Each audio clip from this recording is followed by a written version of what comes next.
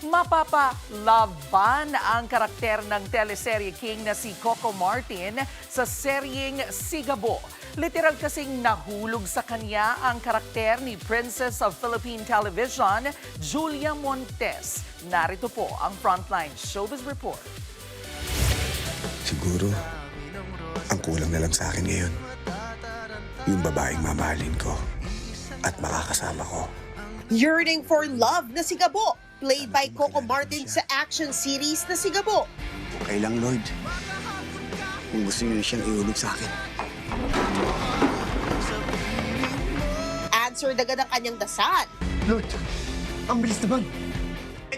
Pero ang hulog ng langit para kay Gabo, problema rin pala.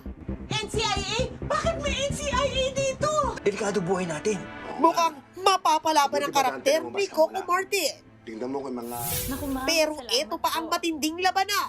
Matapos ang kini ni Abby played by Maha ang idea at investors na karakter ni Catherine Bernardo, gantihan level na ang rivalry na ito. Wala na siyang mababawi dyan. 1.4 billion.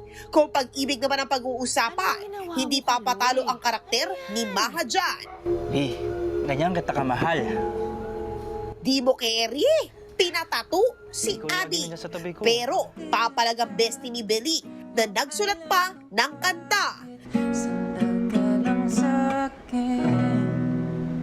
Best friend daw pero may paganon? Kung makatitig, good luck for getting my eyes ang peg. Abangan ang mas umiinit pang kwento ng Someone Someday, 8:45 p.m. At ang Sigabo, 8 p.m. sa Todo Max Primetime 5, dito lang sa TV5. Nagbabalita mula sa Frontline, MJ Marfori, News 5. Mga kapatid, Jervy Wrightson po. Eto na nga.